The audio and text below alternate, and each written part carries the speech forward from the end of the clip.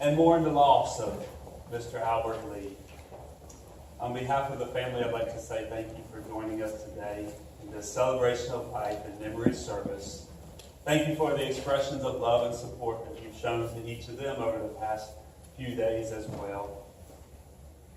Together we come to, like I said, celebrate the life of Mr. Albert Lee. A life that was lived that's marked by strength, by courage, by perseverance, and accomplishment. It's times like these that sometimes earthly words cannot provide the comfort that we desire. And so we turn to God's Word. From Psalm 147, verse 3. He heals the brokenhearted and binds up their wounds. And also from Psalm 34, verses 17 and 18. The righteous cry out, and the Lord hears, and delivers them out of all their troubles. The Lord is near to those who have a broken heart, and saves such as have a contrite spirit. And to the family, these words are for you today, that God is here with you, that He is the source of comfort. He is the source of peace. And as you struggle with the grieving and the mourning, the loss of a family member, we know that God is with us throughout this time. That He is our source of peace and He is our source of hope. And there's only one that hope can be found in, and that's Jesus Christ. And we hear Him described as the Good Shepherd in Psalm 23. The Lord is my shepherd, I shall not want. He makes me to lie down in green pastures. He leads me beside the still waters. He restores my soul. He leads me in the paths of righteousness for His name's sake. Yea, though I walk through the valley of the shadow of death, I will fear no evil, for you are with me.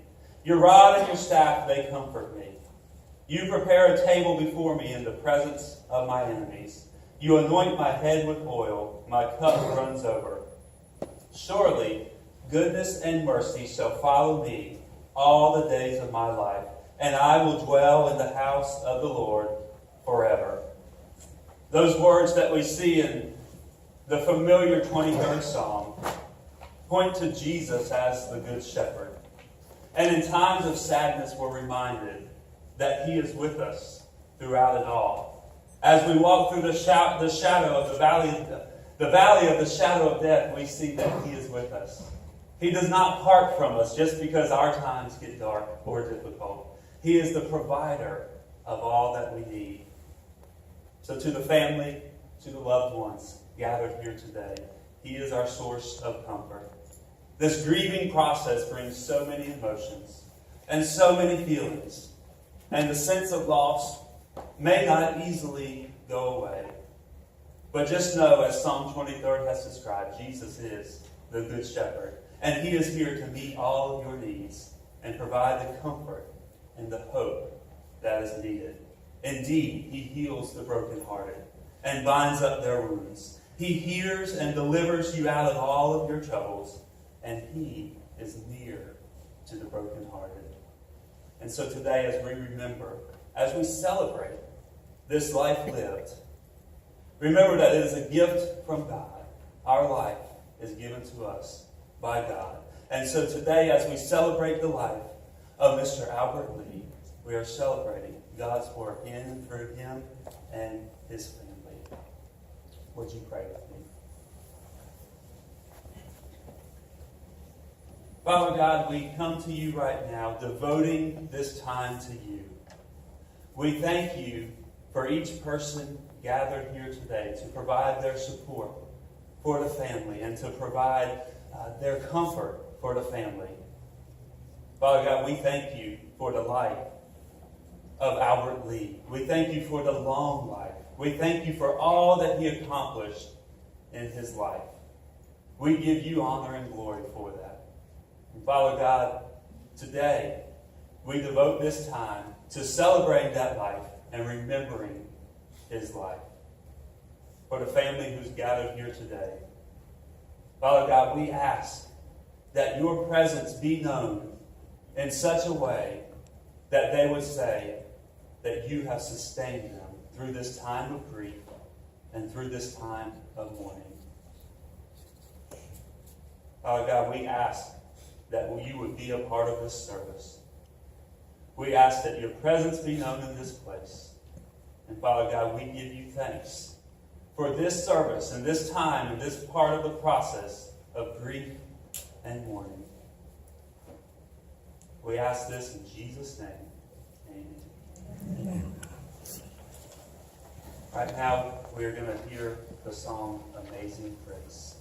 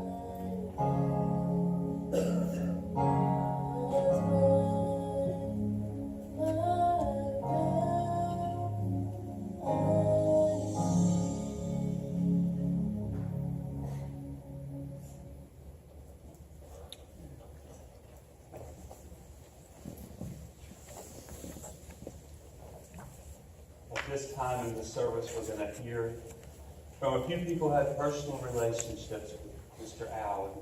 First, we're going to hear from his daughter, Lorraine. And after Lorraine speaks and shares her reflections, we'll hear from Kai Young, who is a very close friend of the family. And then we'll hear from Justin, his grandson.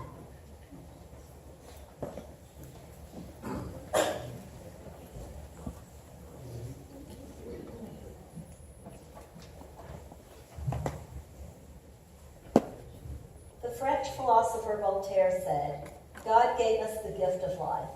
It is up to us to give ourselves the gift of living well." My father, Albert Lee, is an example of someone who lived life well. My sisters and I are discovering this as we have had the privilege of interacting with many of you and learning more about different parts of his life that even we as his children were unaware of. I want to share a little about my father's background. He was born in Portland, Oregon in 1925. His father died before he was born, leaving his mother with two young boys to care for on her own. She did not want to remarry and lose her connection with the Lee family and the Lee family name. So they moved back to their village in southern China when my father was 4 years old. My father spent his childhood in China, attending school and working in the rice fields on the family farm. By the end of the 1930s, though, his life was disrupted by the Japanese. He told us the story of when he was in school one day and that a Japanese airplane shot at them with a machine gun. Luckily, no one was hurt, he recalled. By 1939, the Japanese were moving south towards my father's village and were about 90 miles away. His family escaped to Hong Kong. With the help of a family friend, my father and his older brother booked passage on a ship to the United States, a journey which took 19 days. The boys were only 14 and 16 years old. My father and uncle settled in Portland, Oregon, working odd jobs to support themselves. My father did well in school and was always proud of the fact that he skipped the 7th grade. He may have told me that too. So it was very surprising when I learned recently that at one point he had actually decided to not go to high school and to work instead. He had found a job as a sweeper at a shipyard on Swan Island where Liberty ships were built during World War II. I asked my dad, if you needed the money so much, why did you decide to go back to school? He replied, after 2 weeks working at the shipyard, I realized that I was better at school than sweeping. So he enrolled in high school and did well, very well. After high school, with the help of his brother and family friends, my dad went to Reed College and MIT, graduating with a degree in physics and electrical engineering. His first job was at General Electric in Pittsfield, Massachusetts. In 1961, he returned to the West Coast and moved to Los Angeles to work for a company in the aerospace industry. He moved back to the West Coast primarily for family reasons. He and my uncle brought their mother back from China to the United States. They decided that LA would be a place where all of them would thrive. In LA, my dad spent time with my uncle's growing family of 7 children. He was proud of his 6 nieces and his 1 nephew. He was especially proud that all of them graduated from college, and that his nephew, Joe, followed in his footsteps as an electrical engineer. My dad was an integral part of their lives. My cousin Shirley said, Uncle Albert was always there for us. My mother and father met in 1962 and married in 1963, settling in Los Angeles. When my father moved to Houston in 1968 to continue his work in the space program, my mother reluctantly left Los Angeles, with the assurance from my dad that they would only be gone 2 years. We never moved back. My 2 sisters and I grew up in Hickory, where my dad designed transformers for General Electric. I remember him drinking his black coffee every morning and leaving work with his black briefcase. I remember him coming home every evening around 6 o'clock and the 3 of us running to him and yelling gleefully, Daddy's home, we can eat now. And I remember him staying up late at night working, drawing detailed graphs related to all kinds of numbers that I didn't understand. I would ask him, what are you doing? He would reply, I'm trying to figure out how to make something better. I also remember that whenever he received a bonus, he would always give us a little bit of it. I asked, why are you giving us the money? He replied, all of you are the reason I work hard and I want to share my success with you. Although my father did not attend church regularly, he lived a Christian life. He was active in the Presbyterian Church during his younger days in Oregon. I remember that he helped the 3 of us memorize the Lord's Prayer. I remember him trying to explain to me what the word trespass meant, a concept quite foreign to a 6-year-old. He was the one who drove us back and forth to church and Sunday school. Through his examples, I learned what it means to be a Christian. Another memory I have from my childhood is that both my parents were constantly helping new Asian immigrants in the community. Whether they were from Vietnam, Taiwan, China, or the Philippines, my parents were always helping Asians assimilate to U.S. culture. Maybe someone needed help enrolling in school, or finding a job, or learning how to drive. My parents would always do whatever they could.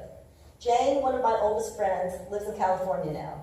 She recently came to visit and reminded me that Albert had helped her dad get a job when they first came to Hickory from Vietnam. My father taught us to do the right thing and to always speak up when we see something that isn't right or that can be improved.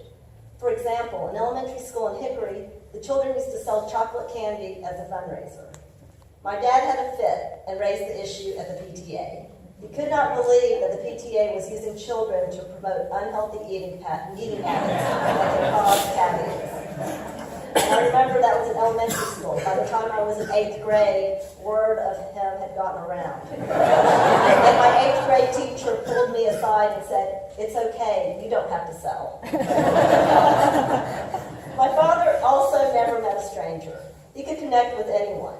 Oh, are you a Duke fan? 2 of my daughters graduated from Duke. You like NC State? My middle daughter has an engineering degree from State. UNC? My wife spent time there for a cytotechnology training program. You grew up on a farm? I grew up on a farm too, but in China. You like beer? How about Chinese beer? Tsingtao? And before you knew it, you were his new buddy. His charm also worked on law enforcement.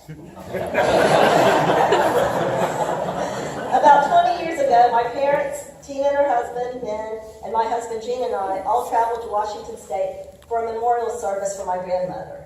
During the trip, we went sightseeing to the Grand Coulee Dam. My dad was driving all of us in a minivan when suddenly we heard sirens and saw the blue light. I remember saying a little obnoxiously, "Dad, why did you drive so fast? You are going to get a ticket now, and it's going to cost you." He just told me curtly to be quiet. When the officer approached the car, my dad got out to talk to him. After about 10 minutes, he returned, and we drove away. None of us wanted to embarrass him about the ticket, so we kept quiet. Finally, I couldn't keep quiet any longer and asked, "How much is that ticket going to cost you?" He replied with a gleam in his eyes, "No ticket, just a warning." When my dad retired from General Electric after 30 years of service, I worried about how he would adjust to retirement. His whole life had revolved around his work as an engineer. What would he do now? The answer, Kiwanis Club. For about 15 years while they were still in Hickory, my dad was very active in Kiwanis. I wasn't sure exactly what he did for Kiwanis, but I knew he had leadership roles, attended conferences, and sold peanuts. When my father moved to Wilmington, my parents would frequently visit us and watch my children's soccer games. Once at a soccer game in Wilmington, a dad of one of my daughter's teammates came up to me. Hugh saw my father and asked, "Is Mr. Lee your dad? I was with him in Hickory with the Kiwanis Club. Your dad took me under his wing and helped me get involved. He would tell me what needed to be done, and I would do it. It was impossible to say no to Mr. Lee." So even in Wilmington, I ran into someone that my dad had touched. Retirement also provided my parents the opportunity to return to their homeland of China. We remember one visit in particular where my dad showed us a picture of a water buffalo. This wasn't just any water buffalo. This water buffalo was one that he had purchased for the Li village in China. My dad explained to us how valuable a water buffalo is to the farming village, where a water buffalo can haul heavy loads and is very useful in growing rice. In fact, my dad stated proudly that the water buffaloes are known as tractors of the East, and he had a photo of our distant relatives smiling proudly with his new tractor. In 2008, my parents moved from Hickory to the Carolina Preserve neighborhood in Cary. Again, I was worried about the change. They had lived in Hickory for 35 years. My dad had his Kiwanis friends. He had his lunch buddies of fellow GE retirees. How would my dad, at 82 years old, adjust to a new community? Would he be able to make new friends? That was another unnecessary worry. He joined several groups at Carolina Preserve, including the Chinese Mahjong Club, the Jewish Mahjong Club, the Table Tennis Club, the Greatest Generation Club, and the Asian American Club. I'm not sure of the difference between the Chinese Mahjong Club and the Jewish Mahjong Club. But he tried to explain it to me. I never saw the table tennis side of my dad, but Dan Burns was one of his table tennis buddies. Dan told us, Albert loved table tennis, and every person in the room loved to see him show up and walk into the room, always with that great big smile on his face. There was always a chorus of "Hi, Alberts," and everyone knew exactly why he was there.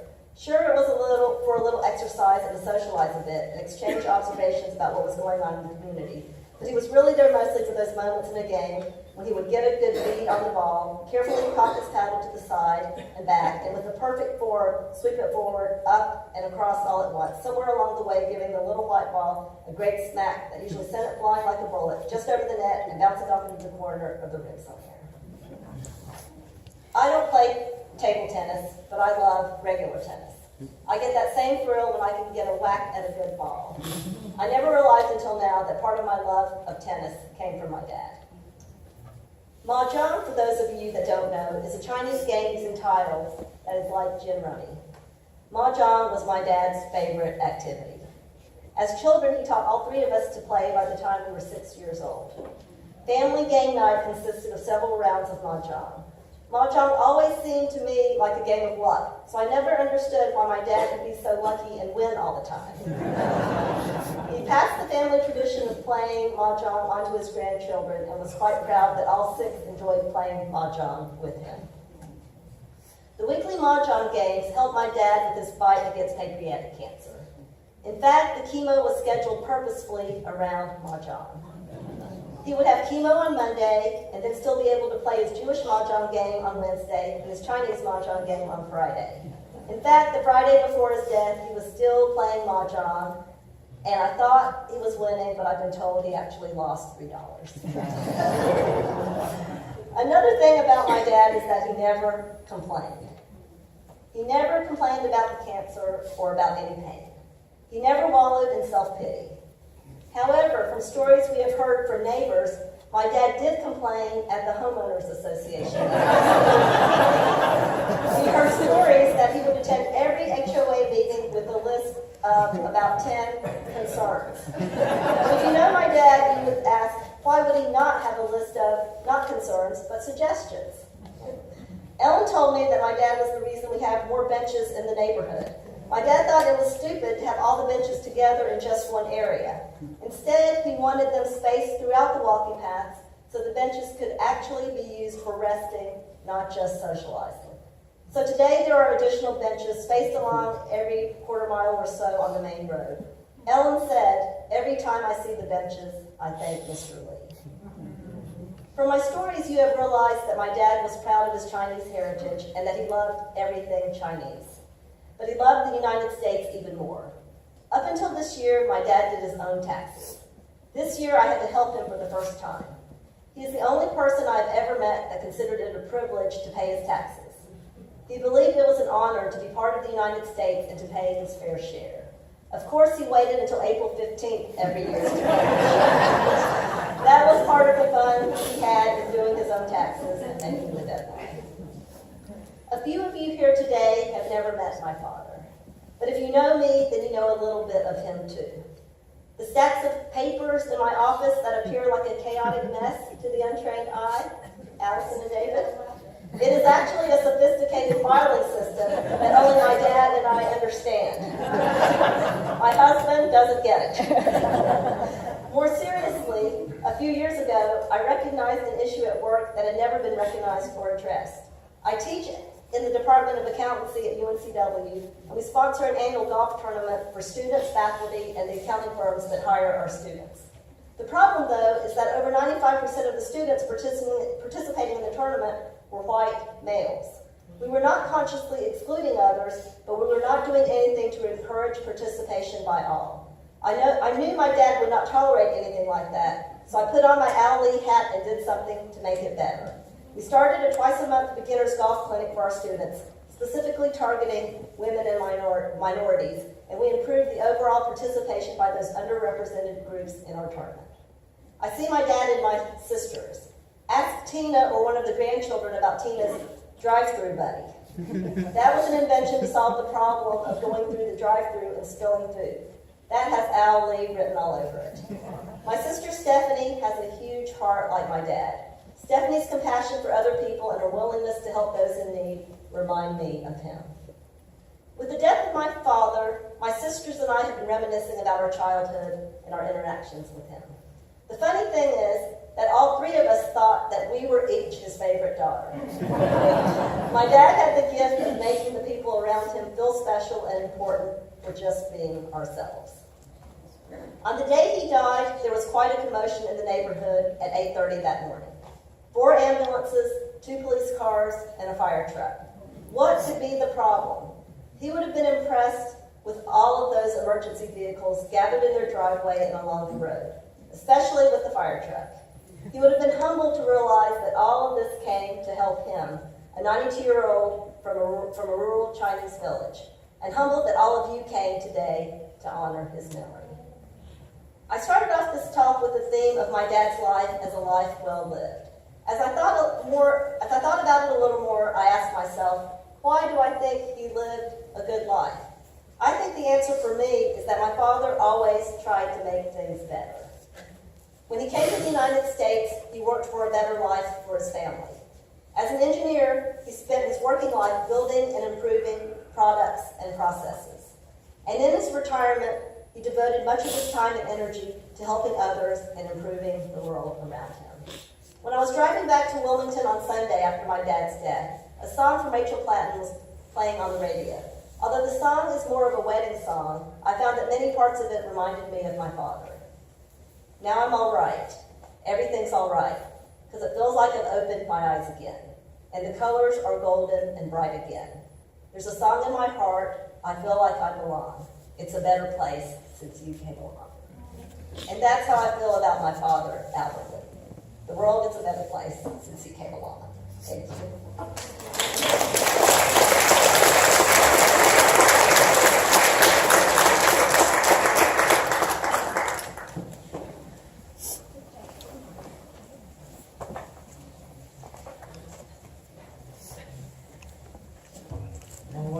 You're a tough act to follow. I have to tell you. I'm honored and excited to be here to say goodbye to my neighbor and my friend. That our roots originate from the same county in China. That we graduated from the same school in Boston, helped to cement our relationship. Along with his lovely wife, Susan, we became close friends. Matter of fact, I'm kidding that I'm going to adopt you as my de facto older brother. I never had.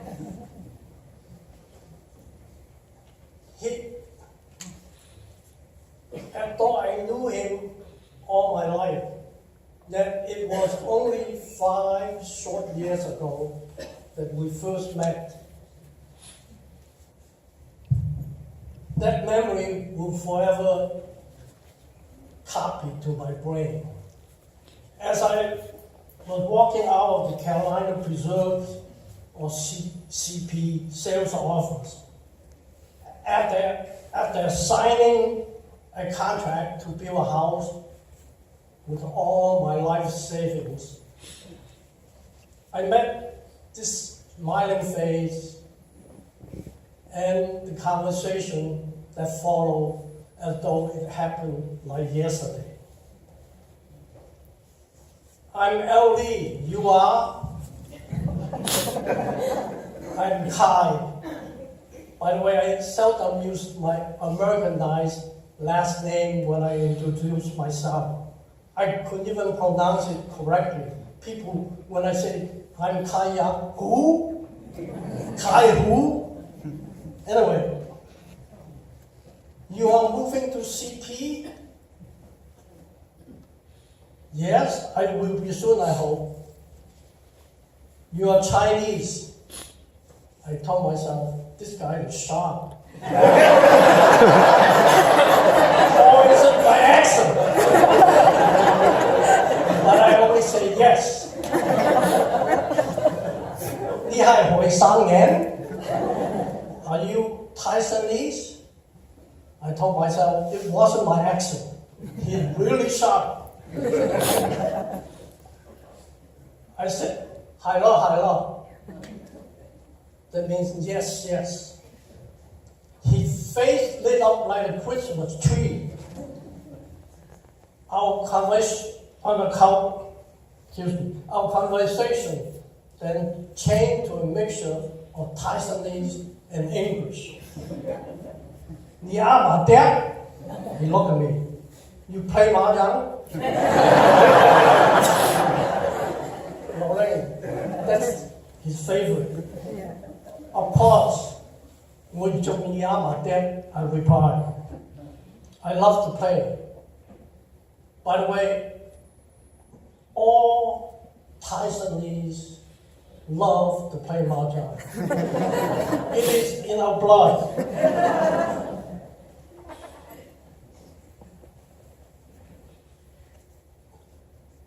After that, he began to tell me a little bit about CP and the various clubs and groups that he joined.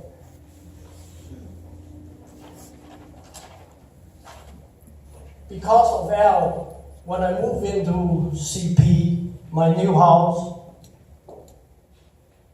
I got involved in the Asian American group where Al was the president and one of the founders of the group.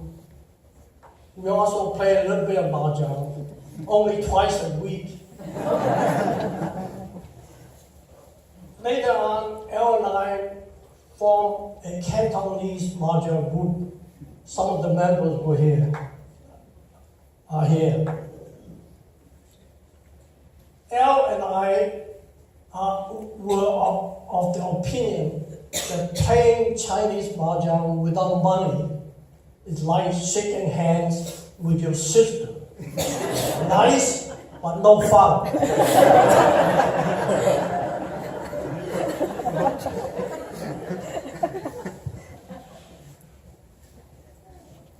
Knowing Al all these few years, I observed that he was well learned,